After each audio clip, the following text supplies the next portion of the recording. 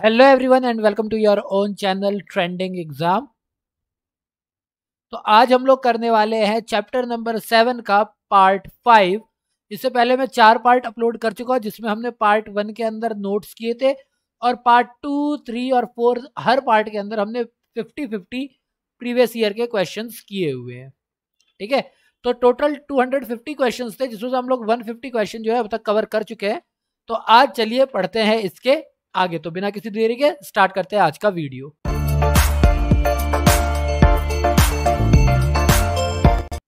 तो सबसे पहला क्वेश्चन ही है 151। भारत सरकार के किस वर्ष के बजट में न्यूनतम वैकल्पिक कर यानी कि MAT मिनिमम आर्टिफिशियल टैक्स का समावेश किया गया था? यानी कौन से साल न्यूनतम वैकल्पिक कर मिनिमम अल्टरनेटिव टैक्स वैकल्पिक अल्टरनेटिव टैक्स को लाया गया था? तो ये साल कौन सा है? 1991, 92, 92, 93, 95, 96 या 96, 97? या ये प्री 1997 का क्वेश्चन है, काफी पुराना क्वेश्चन है। उसके बाद ये रिपीट भी नहीं हुआ है, बट स्टिल पूछा तो गया है इसी चैप्टर से।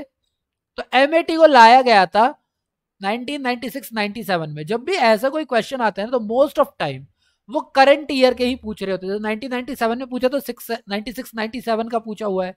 ऐसे ही हमने और भी जगह पर देखा हुआ है। तो आंसर डी हमारा करेक्ट होगा। वर्ष 1996-1997 के बजट में न्यूनतम वैकल्पिक कर यानी MAT का प्रावधान किया गया। ऐसी कंपनियां जिनका निवल लाभ यानी कि जो नेट प्रॉफिट है, लाभ तो धनात्मक हो किंतु अनुमन्य छूटों या रियायतों का लाभ उठाने के बाद भी उनकी निवल कर अदायगी शून्य हो जाने की स्थिति थी। यानी कि लाभ तो प्लस में था, यानी प्रॉफिट तो मिल रहा था, लेकिन टैक्स जो था वो जीरो हो रहा था। उन कंपनियों पर न्यूनतम वैकल्पिक कर आरोपित किया जाता था। यानी कि भैया नहीं, ऐसा है, आप प्रॉफिट तो दिखा रहे हो लेकिन जितने भी आपके टैक्स आपका जीरो आ रहा है। तो इन्होंने कहा कि नहीं, अगर ऐसी कोई कंपनी है जिनका टैक्स जीरो बन रहा है, कोई बात नहीं, उनके प्रॉफिट के ऊपर हम लोग MAT यानी कि मिनिमम अल्टरनेटिव टैक्स जो है वो लगाएंगे ही लगाएंगे। ठीक है, क्वेश्चन नंबर 152 मोड वेट संबंधित है। मोड वेट किस चीज से संबंधित है? उत्पादन कर से, मूल्य वर्धित कर यानी वैट से, धन कर से या फिर आय कर से? तो मोड वेट जो है वो बेसिकली उत्पादन कर से सम्मिलित है। तो ये 2011 का क्वेश्चन है। संबंधित इसका किससे था? उत्पाद कर से। ए, उत्पाद शुल्क के इतिहास में वर्ष 1986 एक ऐतिहासिक वर्ष रहा, जब दीर्घकालीन राजकोषीय नीति 1985 के क्रियान्वयन में VP सिंह वित्त मंत्री द्वारा 1 मार्च 1986 से मोड वेट लागू किया।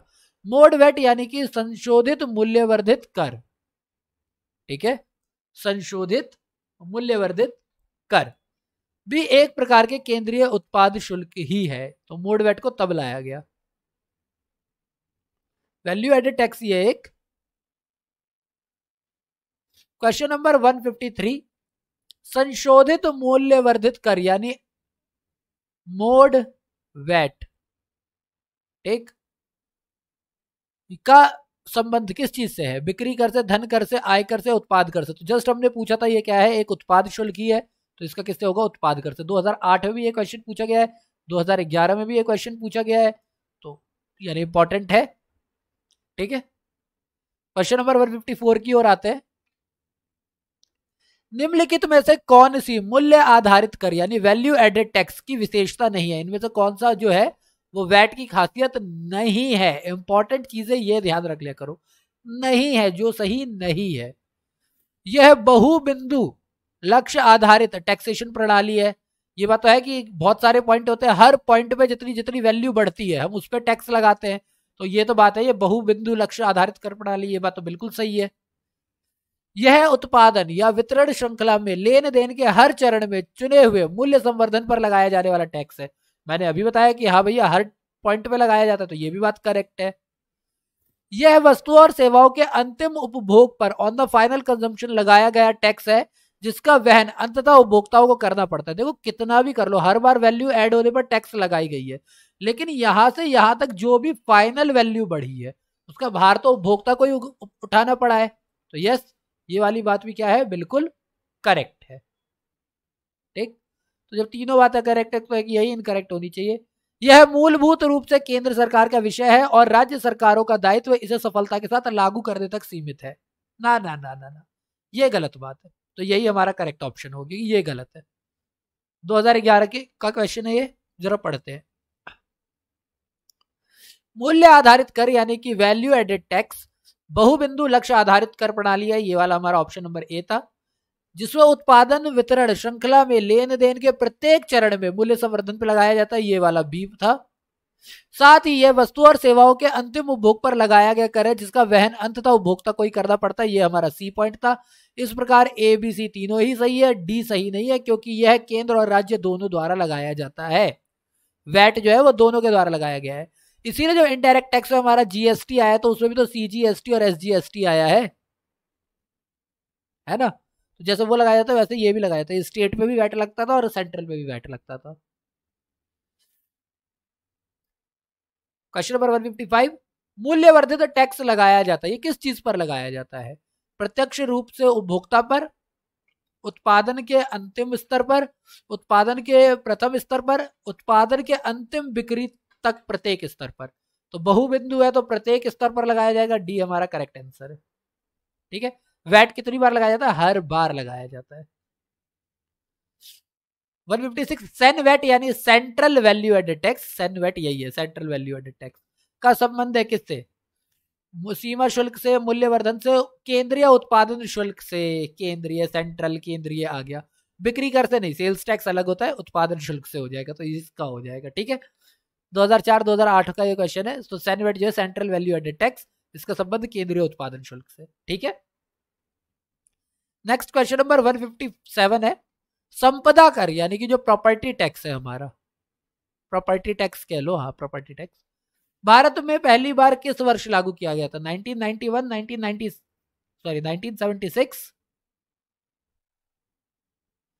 1957 या 1948? ये MPPCS 2006 का क्वेश्चन है, काफी पुराना क्वेश्चन पूछा उठा करके, इसीलिए ये रहा क्योंकि ये इंपॉर्टेंट है। 1957 संपदा कर भारत में सर्वप्रथम 1957 में लागू किया गया था। क्वेश्चन नंबर 158, सेवा कर की वर्तमान दर भारत में कितने प्रतिशत है? पहली बात तो ये 2006 का क्वेश्चन है, ठीक है, तो उस टाइम के हिसाब से आंसर है।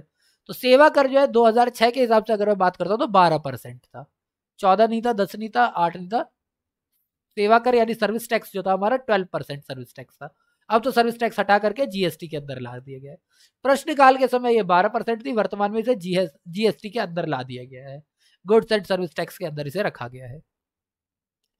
क्वेश्चन नंबर 159, वर्ष 2009-10 में सेवाएं जो कर दर के दायरे में नहीं, जो कर दर के दायरे में रही की संख्या थी, यानी 9-10 में कितनी ऐसी सेवाएं थी जो कि सेवा कर के दायरे में थी?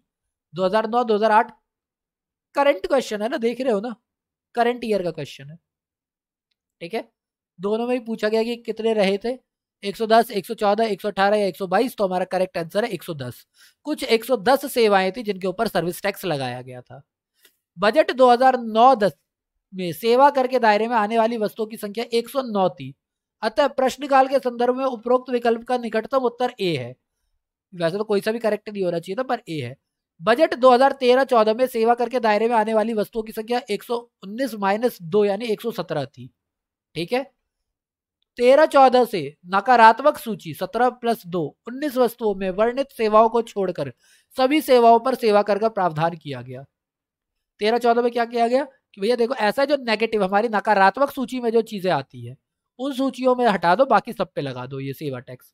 नकारात्मक सूची में प्री स्कूल, स्कूली शिक्षा, रिहायशी मकानों को किराया देने पर, सार्वजनिक परिवहन, कृषि, प्रजनन, उत्पादन, प्रसंस्करण आदि शामिल थे।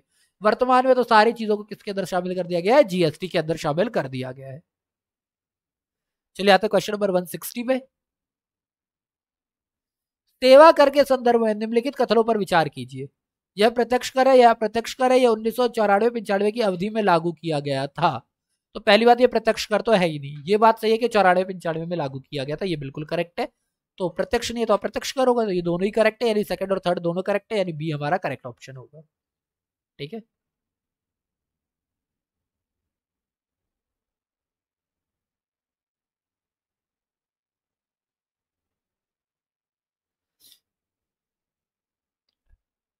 अच्छा ये जो आपको क्लियर नहीं दिख रही है, वैसे तो मैं पढ़ ही दूंगा, पर ये जो अगर आपको क्लियर नहीं दिख रही है तो इसके लिए परेशान होने की जरूरत नहीं है। मैं इसके लिए आप लोगों के लिए पीडीएफ का लिंक डाल दूंगा, तो आप पूरी पीडीएफ खुद से भी लेके पढ़ सकते हैं, और कोई भी डाउट हो तो आप मेरे से पूछ लेना कमेंट बॉक्स में। सेवा कर एक अप्रत्यक्ष कर है, इसे चलैया समिति की संस्तुति यानी सिफारिश पर 1994-95 के वित्तीय वर्ष की अवधि में लागू किया गया था। यह संघ सूची का विषय है, यानी यह सेंट्रल का है। 1961 की क्वेश्चन नंबर 161 की बात करते हैं। भारत में सेवा कर किस वर्ष आरंभ किया गया? अभी तो पढ़ा 1994, डायरेक्ट क्वेश्चन है, ठीक है। तो 1994-95 में किया गया था इसको। ये क्वेश्चन अच्छा है। भारत में अब जीएसटी स्थापित करने के लिए प्रस्तावित है। जीएसटी जो है वो प्रस्तावित की गई है, कब प्रस्तावित की गई थी इसके बारे में, इसके बारे में बात कब से आ रही थी? तो ये प्रस्तावित हुई थी वैसे 2011, 2012, 2013, 2014, तो ये प्रस्तावित थी 2012 से ही, ठीक है।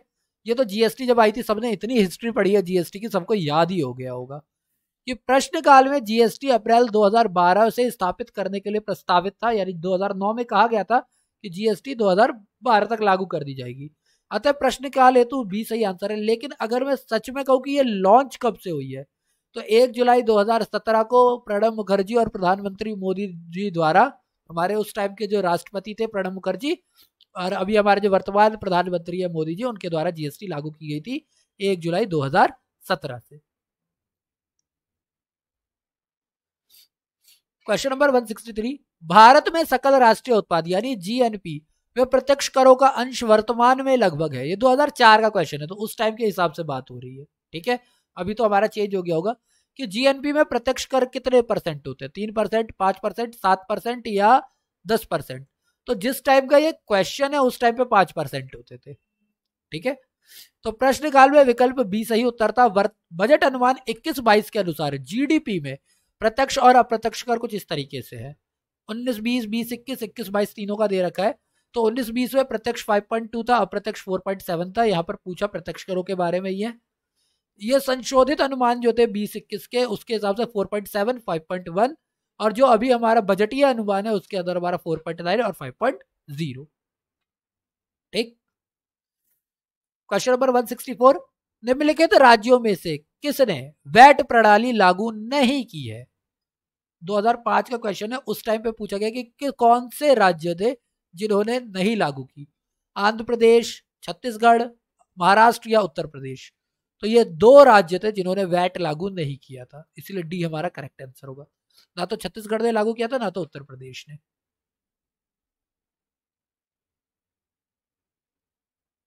1 अप्रैल 2005 से लागू वैट प्रणाली को तत्कालीन भारतीय जनता पार्टी, ये जनता लिखा हुआ है, ठीक है, जनता पार्टी शासित राज्यों के साथ साथ उत्तर प्रदेश सपा शासित राज्य, क्योंकि 2005 में यहां पर कौन थी, समाजवादी पार्टी थी, तथा तमिलनाडु AAIDMK शासित राज्य ने अपनी सहमति नहीं दी थी। यानी कि वैट पे किसने नहीं दिया था? जनता पार्टी ने नहीं दिया था, भारतीय जनता पार्टी ने नहीं दिया था, साथ साथ यूपी ने और तमिलनाडु ने भी दिया था। अतः के कांग्रेस शासित प्रदेश आंध्र प्रदेश तथा महाराष्ट्र ने तो इसे लागू किया था, पर किंतु छत्तीसगढ़ और उत्तर प्रदेश इसे लागू नहीं किया था। अतः प्रश्नकाल के संदर्भ में अभिष्ट उत्तर डी है।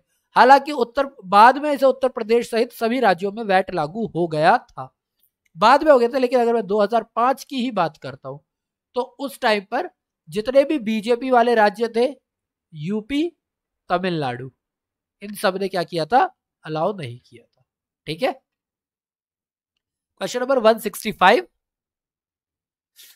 दिसंबर 2005 तक भारत में जिन राज्यों ने मूल्यवर्धक कर यानी कि वैट लागू नहीं किया था उनकी संख्या क्या थी? यानी कितने राज्य थे जिन्होंने नहीं लागू किया था 2005 तक? ये 2004 का क्वेश्चन है, ठीक है।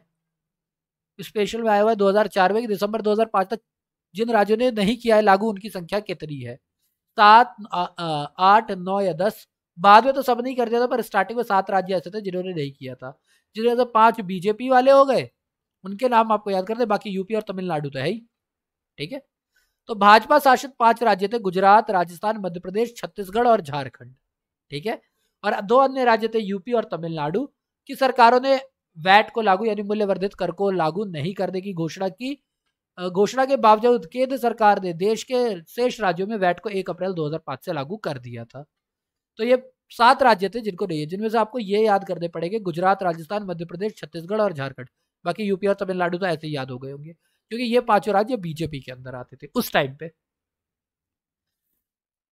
नेक्स्ट क्वेश्चन, भारत में पहली बार मूल्यवर्धित संवर्धित यानी वैट कब लागू किया गया? ये रहा। तो हमारा करेक्ट आंसर भी क्या होगा? 2005। कुछ तो ऐसी चीज है ना जो आपको डायरेक्ट ही याद होनी चाहिए, उसके ऑप्शंस क्यों ही पढ़ोगे। ये रहा, लिखा हुआ है, जस्ट ऊपर लिखा हुआ है, तो 2005। भारत में सबसे पहले किस राज्य ने वैट लागू किया? सबसे पहले कौन से राज्य थे वैट लागू करने वाले? झारखंड, हरियाणा, दिल्ली, गोवा। सबसे पहले किसने किया था? तो वैट सबसे पहले हरियाणा ने लागू किया था। 2011 का क्वेश्चन है, सबसे पहले वैट जो है वो हरियाणा लेकर के आई थी। देन क्वेश्चन नंबर 168, किस राज्य या केंद्र शासित क्षेत्र में बिक्री कर लागू नहीं है, यानी सेल्स टैक्स कहां पर नहीं लगता है? ये कोई हमारा कहता है केंद्र शासित प्रदेश भी हो सकता है, कोई राज्य या राज्य भी हो सकता है, यानी यूनियन टेरिटरी भी हो सकती है या स्टेट भी हो सकता है। तो 2006 का क्वेश्चन है, तो इसके हिसाब से बता दूं कि अंडमान निकोबार, पुडुचेरी, गोवा, अरुणाचल प्रदेश या फिर सभी राज्य। लेकिन अंडमान निकोबार में सेल्स टैक्स जो है वो लागू नहीं हुआ था, यानी हमारे जो दोनों आइलैंड है अंडमान निकोबार और लक्षद्वीप, एक इस तरफ है एक इस तरफ है, ये रहा हमारा भारत, ठीक है। तो अंडमान निकोबार इस तरफ हुआ, लक्षद्वीप इस तरफ हुआ, है ना। तो दोनों के दोनों में ही नहीं है, अंडमान निकोबार है हमारा बे ऑफ बंगाल में और ये है हमारा अरेबियन सी में, ठीक है।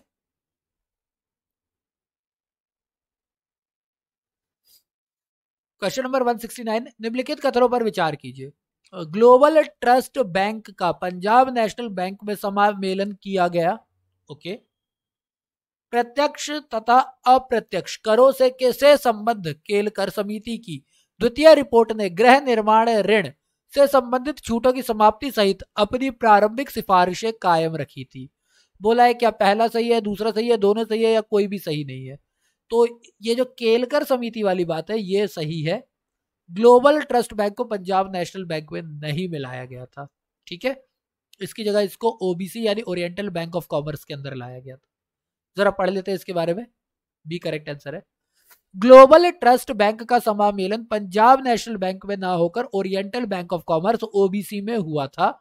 केलकर समिति ने अपनी द्वितीय रिपोर्ट में सिफारिश की थी कि आवास ऋणों पर ब्याज में आयकर की छूट 1.5 लाख रुपए के स्थान पर 50,000 रुपए तक के ब्याज पर हो और तथा 5 लाख रुपए के आवास ऋणों पर 2% का वैकल्पिक ब्याज राहत ही प्रदान किया जाए, ठीक है।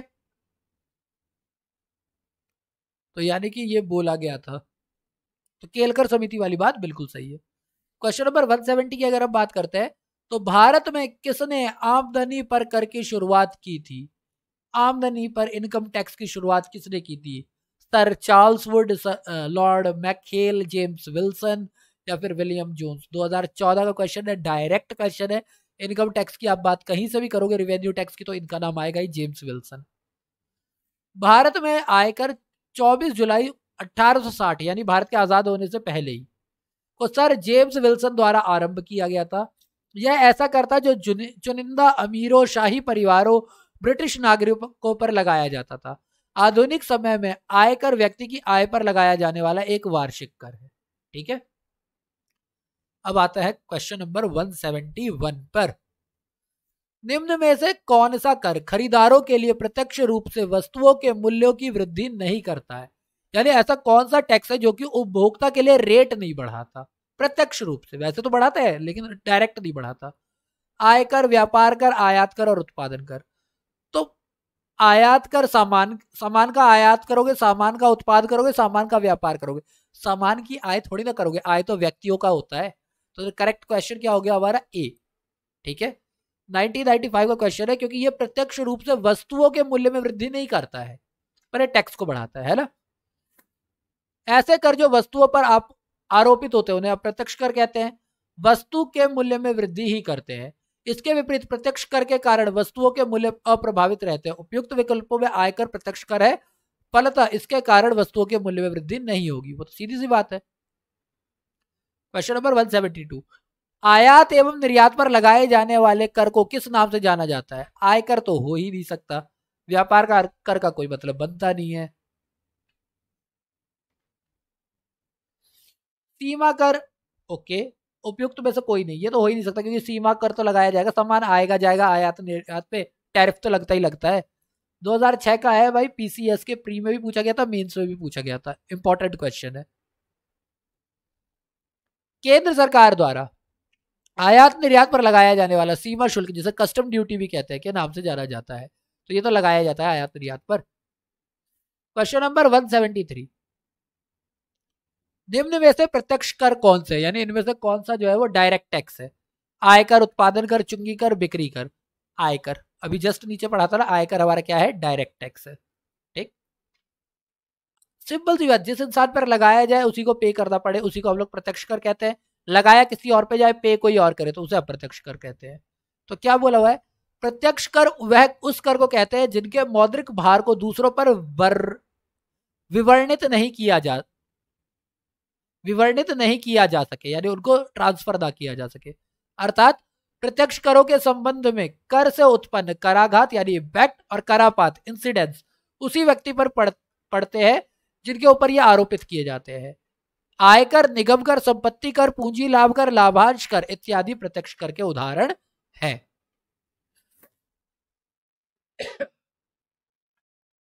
क्वेश्चन नंबर 174, उत्पादन शुल्क है क्या? उत्पाद शुल्क जो है बड़ा प्रोडक्शन टैक्स जो है वो है क्या? प्रत्यक्ष कर है, अप्रत्यक्ष कर है, एक प्रकार का उपयोग कर है, एक प्रकार का विक्रय कर है। तो सीधी सी बात है, यह है एक प्रकार का अप्रत्यक्ष कर। 2004 का क्वेश्चन है। उत्पाद शुल्क देश में उत्पादित की जाने वाली वस्तुओं पर लगाया जाता है। यह वस्तुओं की वास्तविक बिक्री पर नहीं बल्कि उस वस्तु के उत्पादन पर लगाया जाता है। यानी सामान कितना बिका उससे मतलब नहीं है, कितने का आपने उत्पादन किया उस पर लगाया जाता है। उत्पाद शुल्क एक्साइज ड्यूटी के साथ साथ बिक्री कर, सेल्स टैक्स, सीमा कर, कस्टम ड्यूटी, सेवा कर, सर्विस टैक्स आदि भी क्या है? अप्रत्यक्ष कर है। जबकि आयकर, निगम कर, संपत्ति कर, लाभ वगैरह जो है, लाभांश वगैरह जो है, वो सारे प्रत्यक्ष कर होते हैं। ठीक है, और वैसे भी आप लोगों को ये लिस्ट तो याद करनी पड़ेगी, प्रत्यक्ष कौन से होते हैं, अप्रत्यक्ष कौन से होते हैं। 175, निम्नलिखित में से कौन सा प्रत्यक्ष कर है, यानी कौन सा डायरेक्ट टैक्स है? विक्रय कर, एक्साइज कर, कस्टम ड्यूटी, संपदा कर। अभी पढ़ा है संपत्ति कर या संपदा कर, ये क्या है? प्रत्यक्ष कर, अभी जस्ट पढ़ा है, तो यही होगा। डी करेक्ट आंसर है। बाकी आपका विक्रय कर हो गया, एक्साइज ड्यूटी हो गया, कस्टम ड्यूटी हो गया, ये सारे क्या है? हमारे अप्रत्यक्ष कर है। ठीक है, तो डी हमारा करेक्ट आंसर है। क्वेश्चन नंबर 176, ऐसे ही पूछ रहे हैं इनमें से कौन सा अप्रत्यक्ष कर है? कौन अप्रत्यक्ष है? बिक्री कर, आमदनी कर, चुंगी कर या आबकारी कर। तो इसमें से सिर्फ सेल्स टैक्स ऐसा है, देखो यहां पर था ना, बिक्री कर अप्रत्यक्ष कर है। ठीक है, तो सिर्फ सेल्स टैक्स ऐसा है जो अप्रत्यक्ष कर है, तो ये हमारा करेक्ट आंसर होगा। क्वेश्चन नंबर 177, निम्नलिखित कथनों पर विचार कीजिए। कंपनी कर, सीमा शुल्क, संपत्ति कर या उत्पाद कर। क्या बोला हुआ? इनमें से कौन सा एक अप्रत्यक्ष कर है? कौन सा या कौन से अप्रत्यक्ष कर है? तो सीमा शुल्क तो है ही है, उत्पाद शुल्क भी है, बिल्कुल है, तो ये दोनों तो है ही है। कंपनी कर और संपत्ति कर तो वैसे भी नहीं हो सकता, संपत्ति कर का तो कोई मतलब ही नहीं है, तो ये दोनों तो ऐसे ही गलत हो गए। संपत्ति कर तो हमारा प्रत्यक्ष होता है, तो ये दोनों हो गए, तो यानी बी हमारा करेक्ट आंसर होगा। ठीक है, 178, निम्न में से कौन सा टैक्स प्रत्यक्ष कर दिए, कौन सा डायरेक्ट टैक्स नहीं है? ये रहा, क्योंकि आयकर डायरेक्ट है, निगम कर डायरेक्ट है, संपत्ति कर डायरेक्ट है, बिक्री कर डायरेक्ट नहीं है, जस्ट हमने अभी ऊपर पढ़ा था। ठीक है, तो आयकर हमारा क्या होगा? इनकम टैक्स हमारा आंसर होगा। ए सी हमारा करेक्ट, हमारा इसका आंसर होगा हमारा बिक्री कर। ये हटा देता हूं, बिक्री कर हमारा होगा, ये डायरेक्ट हो गया, ये डायरेक्ट हो गया, ये डायरेक्ट हो गया, ये हो गया हमारा इनडायरेक्ट टैक्स, आईटी। 179, विक्रय कर जिसका भुगतान आप कोई टूथपेस्ट करते समय, खरीदते समय करते हैं। निम्नलिखित में कौन से प्रकार का कर है? किस टाइप का कर है वो? केंद्र सरकार द्वारा आरोपित, केंद्र सरकार द्वारा आरोपित, राज्य सरकार द्वारा संग्रहित, राज्य सरकार द्वारा आरोपित किंतु केंद्र सरकार द्वारा संग्रहित, या फिर राज्य सरकार द्वारा आरोपित और राज्य सरकार द्वारा संग्रहित।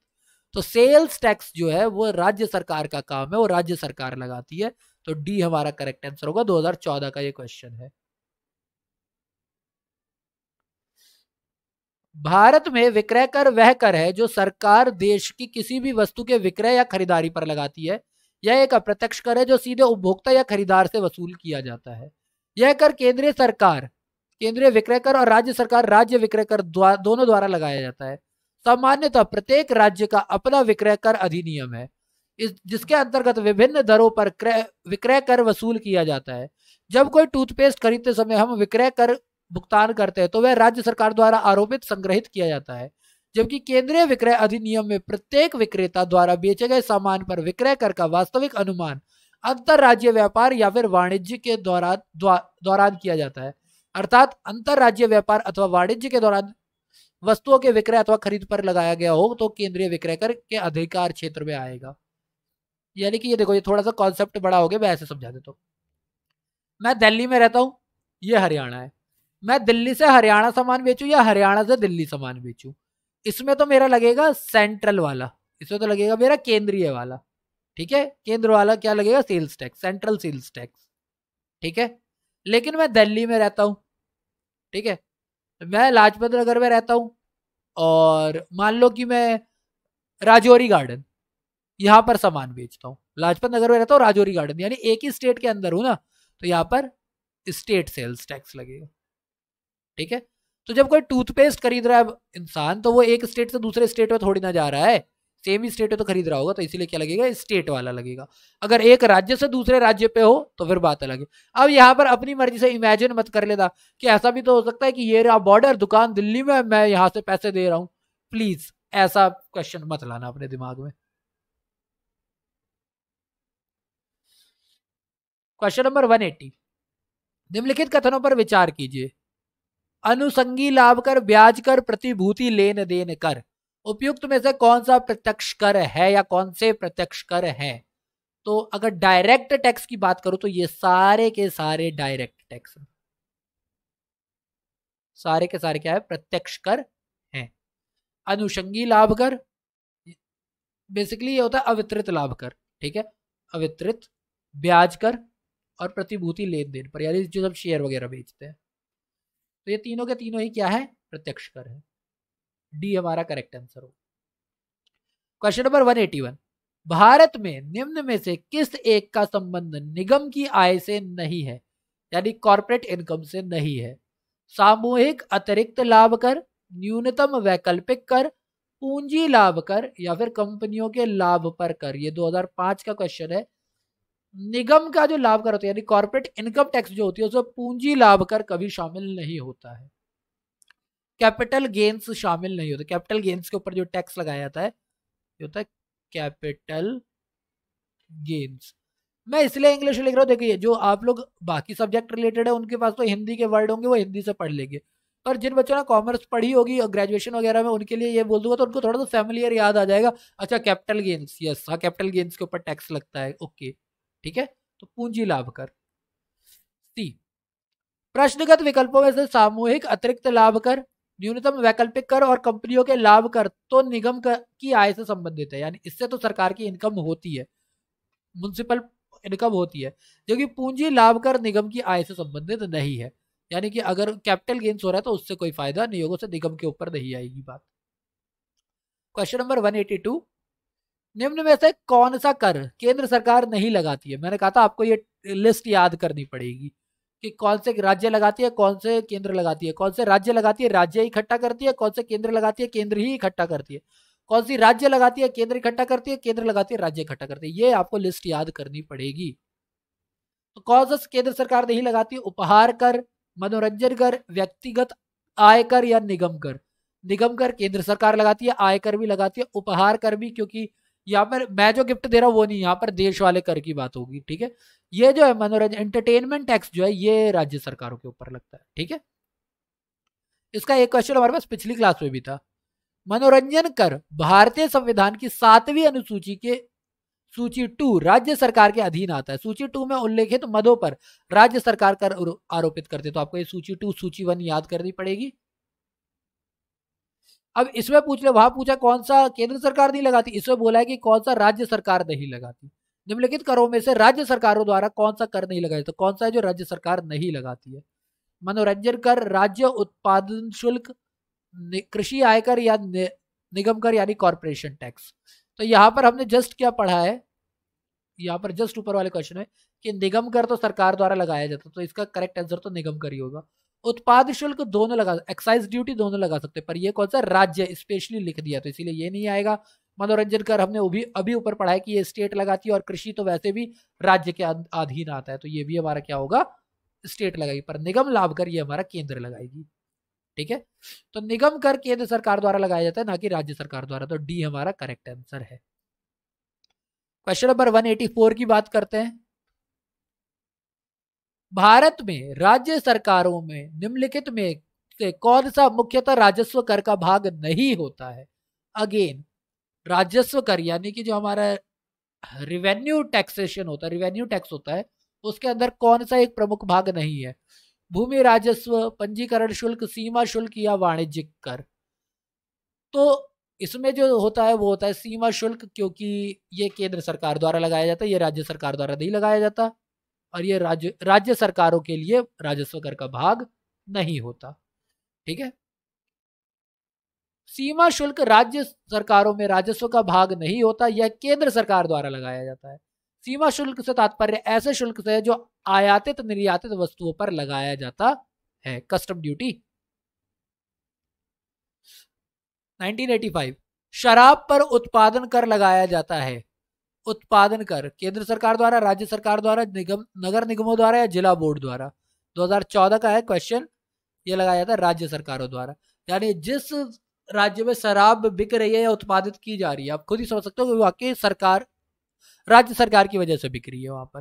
ठीक है, तो शराब पर उत्पादन कर राज्य सरकारों द्वारा लगाया जाता है। इसका उल्लेख संविधान की 7वीं अनुसूची के सूची 2 यानी राज्य सूची के 8वें मद में किया जाता है। आपको ये याद करनी पड़ेगी, सूची 1 या सूची 2।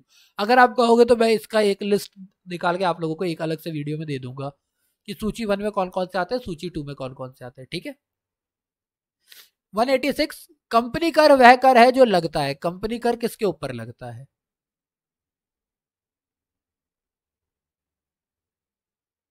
कंपनी के उत्पादन पर, माल के बेचने पर, कंपनी के आय पर, या वस्तुओं के स्टॉक पर?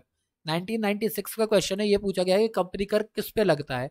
तो कंपनी कर जो है वो लगता है कंपनी की आय पर, उत्पाद पर नहीं लगता, माल के बेचने पर नहीं लगता, कंपनी की आय कितनी हुई है उस पे लगता है। कंपनी की आय लाभ पर लगने वाला कर कंपनी कर है, जिसे निगम कर या कॉर्पोरेट टैक्स भी कहते हैं। वर्ष 1960-61 के पूर्व कंपनी की आय पर जो कर लगता था उसे सुपर टैक्स के कहा जाता था। 60-61 में सुपर टैक्स के नाम पर कंपनी कर या निगम कर लगाया जाने लगा। चलिए क्वेश्चन नंबर 187 की बात करते हैं। भारत में मूल्य संवर्धित कर निम्नलिखित का स्थान लेगा। यानी भारत में जो वैट है वो किसके स्थान पर लगाया जाएगा? 2003 का क्वेश्चन है, तो ये वैट किसके ऊपर लगाया जाएगा? विक्रय और क्रय कर का, प्रवेश कर का, पणयावृत कर का, या फिर उपयुक्त सभी का? तो ये बेसिकली ये जो वैट है, वैल्यू एडेड टैक्स जो है, ये सभी को चेंज करेगा। ये प्रवेश कर को, विक्रय कर और सबको। 2005 में वैट को लागू किया गया था। ठीक है, 1 अप्रैल 2005 को वैट को लागू किया गया था, तो उसमें इन्होंने इन तीनों पे ही चेंज किया था, ये सबको ही चेंज कर रहा था। 1 अप्रैल 2005 से लागू मूल्य संवर्धित कर यानी वैट का आरोपण के पश्चात उपयुक्त तीनों करों का अस्तित्व समाप्त हो गया। वर्तमान में वैट को जीएसटी में समाहित कर दिया गया, यानी वैट को भी अब जीएसटी के अंदर ले आए हैं। ठीक है, क्वेश्चन नंबर 188 निम्नलिखित में से किस एक कर समूह को जो केंद्र सरकार द्वारा एकत्र किए जाते हैं और राज्यों के साथ बांटा जाता है, इनमें से कौन सा है जो इकट्ठा कौन करती है? केंद्र सरकार, बांटती कौन है? राज्य। कौन सा है? आयकर, निगम कर, तटकर, आयकर, निगम कर, उत्पाद कर, उत्पाद कर, आयकर, आय पर उपकर, निगम कर, या उत्पाद कर, आय पर उपकर और तटकर? तो ये है जो कि जमा कौन करती है? केंद्र सरकार, लेकिन बांटती कौन है? राज्य सरकार। 2003-4 का क्वेश्चन है, इंपॉर्टेंट क्वेश्चन है।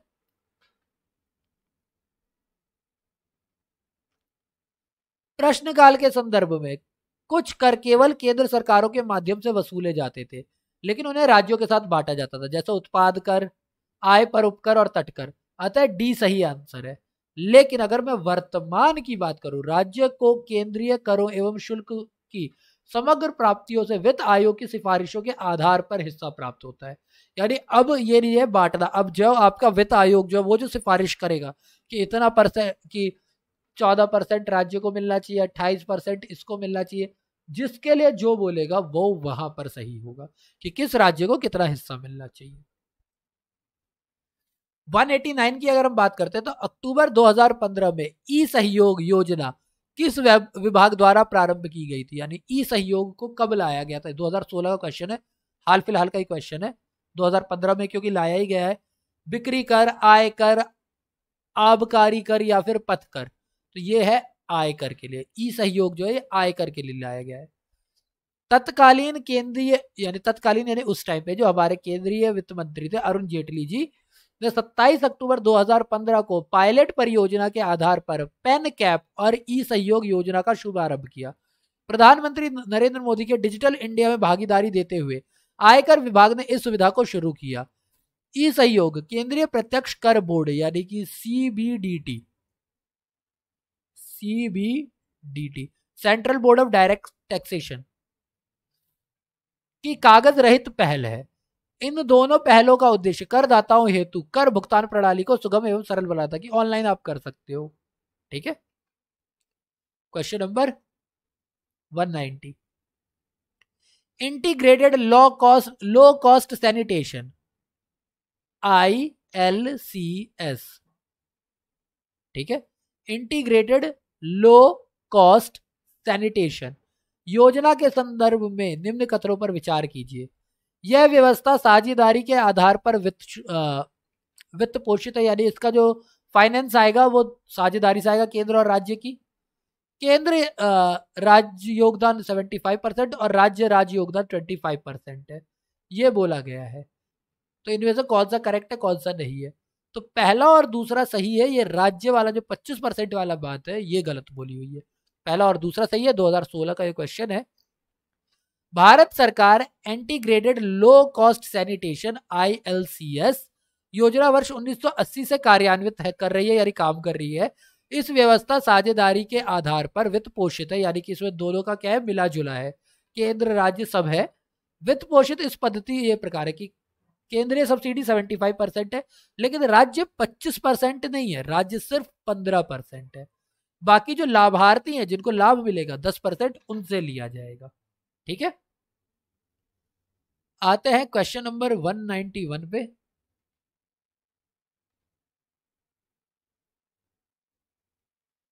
पेमेंट ऑफ ग्रेच्युटी एक्ट 1972 के अनुसार ग्रेच्युटी भुगतान की अधिकतम सीमा क्या है? इनकम टैक्स का, ये तो मैंने भी पढ़ा हुआ है, ग्रेच्युटी में मेरा भी बड़ा दिमाग खराब हुआ था जब इनकम टैक्स पढ़ रहे थे। 2014 का क्वेश्चन है, 3 लाख, 7.5 लाख, 10 लाख या 10.50 लाख। तो 1972 की अगर मैं बात करता हूँ तो उस टाइम के हिसाब से 10 लाख जो था वो है, जो कि अभी बढ़ा दिया गया है। अच्छी बात यह है कि मैंने 2014 से पहले ग्रेजुएशन की थी तो मेरे को यही 10 लाख वाला ही याद है। हाँ, अभी चेंज है, मुझे वो भी याद है। प्रश्नकाल के दौरान ग्रेच्युटी भुगतान की अधिकतम सीमा 10 लाख रुपए थी, परंतु वर्तमान में पेमेंट ऑफ ग्रेच्युटी संशोधन बिल 2018 के अनुसार ग्रेच्युटी जो है वो 20 लाख रुपए तक है। 2014 के हिसाब से 10 लाख करेक्ट है, लेकिन अभी के हिसाब से ये, क्योंकि अब बिल भी 1972 की जगह क्या हो गया, 2018 हो गया है, तो उसमें 20 लाख रुपए है।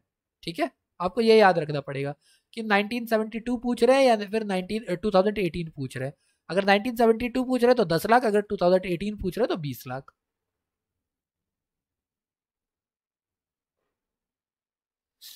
क्वेश्चन नंबर 192, राष्ट्रीय निवेश निधि के जिसमें विनिवेश प्राप्तियां पहुंचती है संदर्भ में निम्नलिखित कथनों पर विचार कीजिए। यानी विदेशी निवेश जो है वो प्राप्तियां जो है किसमें पहुंचते हैं, राष्ट्रीय निवेश निधि में।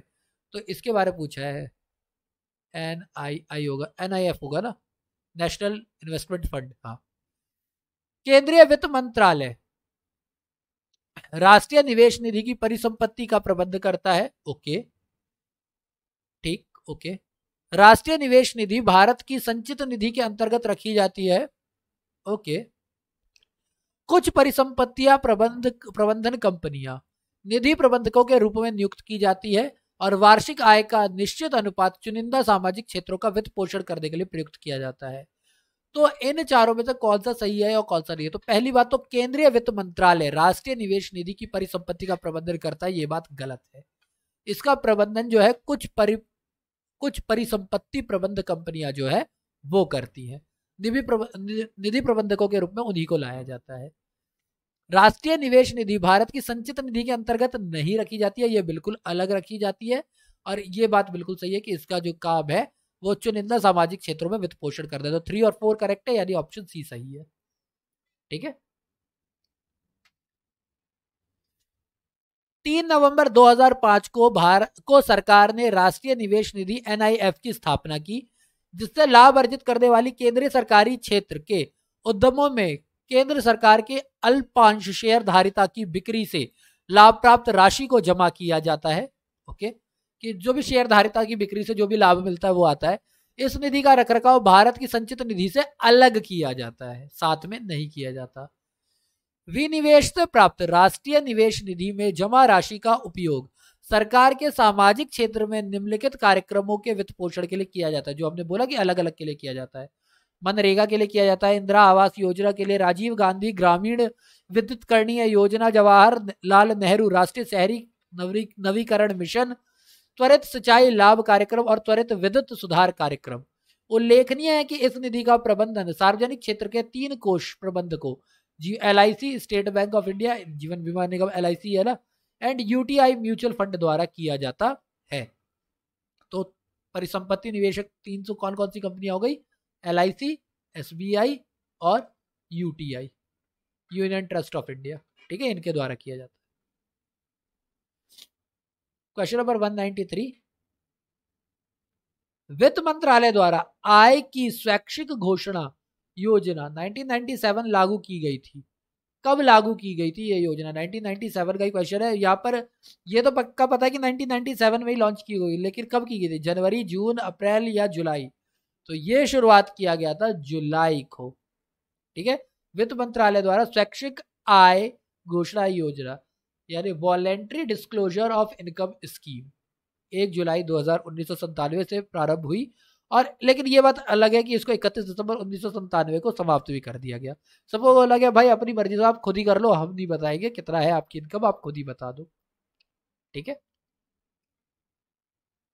अब पूछा गया स्तंभ क को स्तंभ ख से मिलाइए, यानी कि कुछ नीतियां हैं और उनके साधन दिए हुए हैं। बोला है राष्ट्रीय कृषि नीति। राष्ट्रीय कृषि नीति को कब लाया गया? 2004, 1978, 2000 या 2014?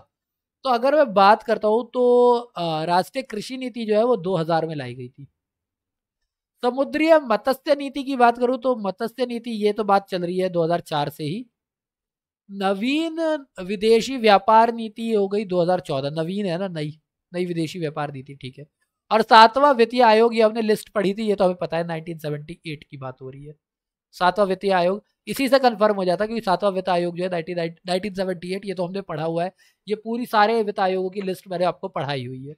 तो हमारा आंसर हो गया ए का 3, बी का 1, सी का 4 और डी का 2। 3142, 3142, 3142, 3142, ये रहा डी करेक्ट आंसर है 2015। तो प्रश्नगत स्तंभों में से सही सुमेल यही है, राष्ट्रीय कृषि नीति 2000, समुद्री मत्स्य नीति 2004, नवीन विदेशी व्यापार नीति 2014 और 7वां वित्तीय आयोग 1978। क्वेश्चन नंबर 195, संघ वित्त मंत्री अरुण जेटली ने अक्टूबर 2016 में यह घोषित किया कि आय घोषणा योजना यानी कि IDS, इनकम डिस्क्लोजर स्कीम 2016 के अंतर्गत 30 सितंबर 2000 तक घोषित कालाधन लगभग कितना है? यानी IDS के हिसाब से कालाधन लगभग कितना है? तो उस टाइम पे उन्होंने जो घोषणा की थी वो बहुत ज्यादा थी, 65,250 करोड़ रुपए थी। ठीक है, 29,365, 55,250, 64,250, तो 65,250 करोड़ थी। 2016 का क्वेश्चन है। तत्कालीन वित्त मंत्री अरुण जेटली ने 1 अक्टूबर 2016 को यह घोषित किया कि आय घोषणा योजना 2016 के अंतर्गत 30 सितंबर 2016 तक जितना भी घोषणा हुई है उसमें 65,250 करोड़ का काला धन था। यार अमाउंट समझ रहे हो इसकी? 65,250 करोड़, मतलब 137 करोड़ आबादी है हमारी 137 करोड़, 137 करोड़ जो है हमारी आबादी है। ये 65,000 करोड़ है, इतना काला धन। अगर मैं 65,000 को डिवाइड करूंगा तो सोच रहा हूँ कितने, अगर मैं 1-1 करोड़ 2-2 करोड़ की बात नहीं कर रहा भाई, तो पता है कितने करोड़ रुपए दे सकता हूं मैं यहाँ पर। 13×5 = 65 तो सीधा सीधा ही बन रहा है, यानी लगभग लगभग 5-4 साढ़े 4 करोड़ से 5 करोड़ पर पर्सन। इतना तो काला धन है 196। और ये तो घोषित की हुई है, अघोषित तो छोड़ ही दो। सामान्य रूप से भारत में प्रति 5 वर्ष बाद वित्त आयोग नियुक्त की जाती है, बिल्कुल सही बात है। तो क्या बोला हुआ है, राज्यों की वित्तीय स्थिति का निर्धारण करने के लिए, केंद्र सरकार की वित्तीय स्थिति का निर्धारण करने के लिए, केंद्र सरकार की वित्तीय संसाधन निर्धारित करने के लिए, या केंद्रीय अनुदान और संघ के राजस्व में राज्यों का अंश आधारित करने के लिए। तो ये करेक्ट आंसर है। अभी हमने ऊपर भी एक पढ़ा था ना कि पहले जो है, पहले राज्य और केंद्र में क्या होता था, परसेंटेज बांट दी जाती थी, पर अब क्या किया गया है कि हमारा जो भी आपका वित्त आयोग होगा उसकी जो सिफारिश होगी उसके हिसाब से हर राज्य को क्या दिया जाएगा, परसेंटेज दिया जाएगा। तो ऑफकोर्स अंश निर्धारित कर देंगे, जस्ट ऊपर ही हमने पढ़ा था अभी एक क्वेश्चन में। ठीक है, पढ़ते जरा इसके एक्सप्लेनेशन। संविधान के अनुसार 2080 संविधान के अनुच्छेद 2080 के अनुसार राष्ट्रपति द्वारा प्रत्येक 5 वर्ष के पश्चात अथवा आवश्यकता पड़ने पर उससे पूर्व भी एक वित्त आयोग का गठन किया जाएगा, जिसका कार्य ये होगा, पहला, केंद्र और राज्यों के मध्य विभाजनीय करों से प्राप्त शुद्ध राजस्व का वितरण और इसमें विभिन्न राज्यों के हिस्से की पर सिफारिश देना। सेकंड, भारत की संचित निधि से राज्यों को किए जाने वाले अनुदान संबंधित सिद्धांत को सुलझाना कि कितना किसको मिलना चाहिए, और सुदृढ़ वित्त के परिप्रेक्ष्य में राष्ट्रपति द्वारा निर्दिष्ट किसी अन्य मामले पर अपनी संस्तुति देना, यानी कोई अपनी सिफारिश देना। अगर राष्ट्रपति के द्वारा दिया गया है कोई काम तो उसके ऊपर बताना। तो कौन से 3 काम है, तो उनके अंदर पहला वाला काम तो था ही। चलिए क्वेश्चन नंबर हम लोग पढ़ते हैं 197। निम्न में से किस अनुच्छेद के अंतर्गत वित्त आयोग के गठन का प्रावधान किया गया, यानी वित्त आयोग क्या बोला गया, कौन से, अभी जस्ट ऊपर पढ़ा है हमने, बगैर समझे सोचे समझे। देखो अनुच्छेद 280, पढ़ ही नहीं रहा इसके बारे में, यही होगा, बाकी ऑप्शन देखने की जरूरत ही नहीं है, कुछ तो डायरेक्ट ही आपको याद करने पड़ेगी। तो अनुच्छेद 269, अनुच्छेद 268, अनुच्छेद 265, तो 280 हमारा करेक्ट होगा, ए हमारा करेक्ट आंसर है। केंद्र एवं राज्यों के मध्य, साथ ही विभिन्न राज्यों के मध्य कर राजस्व टैक्स रिवेन्यूज के वितरण पर सिफारिश देने के लिए संविधान के अनुच्छेद 280 के तहत 280 के तहत राष्ट्रपति द्वारा वित्त आयोग का गठन किया जाता है हर 5 साल में। ठीक है, क्वेश्चन नंबर 198, केंद्र व राज्यों के मध्य वित्त का बंटवारा किया जाता है किस किस सिफारिश पर, एक ही है हमारी, अभी हमने पढ़ा है, कौन है वो, अरे कहा गया, वित्त आयोग। कौन है, वित्त आयोग। तो मंत्रालय नहीं होगा, रिजर्व बैंक नहीं होगा, ये नहीं होगा, वित्त आयोग बी हमारा करेक्ट आंसर होगा। ठीक है, क्वेश्चन नंबर 199, 199 भारत में वित्त आयोग का मुख्य कार्य क्या है, बताया तो अभी, केंद्र और राज्य के बीच में राजस्व का वितरण, केंद्र और राज्यों के बीच राजस्व का वितरण, यही करेक्ट आंसर है। वार्षिक बजट ये नहीं बनाती, राष्ट्रपति के वित्तीय मामलों पर परामर्श भी नहीं देती है, अगर राष्ट्रपति ने कोई एक दे दिया हो तो उसके ऊपर दे सकती है। संघ एवं राज्यों के विभिन्न मंत्रालयों के लिए नियमों का विनिधान तो करना बिल्कुल नहीं है, इसका काम यह है कि जो भी राजस्व आया उसको बांटना, ये इसका काम है। और आज के लिए हम लोग करते हैं लास्ट क्वेश्चन, क्वेश्चन नंबर 200। 15वें वित्त आयोग की सिफारिश पर केंद्रीय करों के विभाज्य पुल में बिहार का हिस्सा कितना है। अगर 15वें वित्त आयोग की बात करते हो, ये करंट क्वेश्चन है क्योंकि अभी हमारा 15वां वित्त आयोग ही चल रहा था, तो उसमें बोला हुआ है कि बिहार के हिस्से की बात करें तो कितना है, 10.06, 11.02, 13.02 या 15.03। हमने ऊपर ये भी एक लिस्ट पढ़ी थी, इसके अंदर बिहार का जो हिस्सा वो 10.06 है। ठीक है, 15वें वित्त आयोग की सिफारिश पर केंद्रीय करों के विभाज्य पुल डिविजिबल पुल में बिहार का हिस्सा 10.06 है, जबकि 14वें वित्त आयोग में यह 19.67 था। 15वें वित्त आयोग के अनुसार केंद्रीय करों के विभाज्य पुल में हिस्सेदारी के आधार पर उत्तर प्रदेश पहले नंबर पर 17.93% और बिहार द्वितीय स्थान पर है। तो ये आपको याद तो कर दिए, आपके पार्ट 1 के अंदर जो मैंने नोट्स करवाए उसके अंदर मैंने इसको डिस्कस किया हुआ है, आप लोग वहां से देख लेना। तो that's been said, I am going to wrap up my video here. And if you like the video, please show us your like. अगर आपने अभी तक चैनल सब्सक्राइब नहीं किया तो यार देखो बहुत टाइम से ये रेड दिख रहा है, अब इसको ग्रे कलर का बना ही लो, सब्सक्राइब कर दो चैनल को, ठीक है। और अगर आपको लगता है आपके फ्रेंड्स को भी ये देखना चाहिए, ये इस वीडियो से फ़ायदा पहुंचेगा उन्हें, तो please share this video and be safe, stay safe, tune in to my channel till the next video and thank you for your time.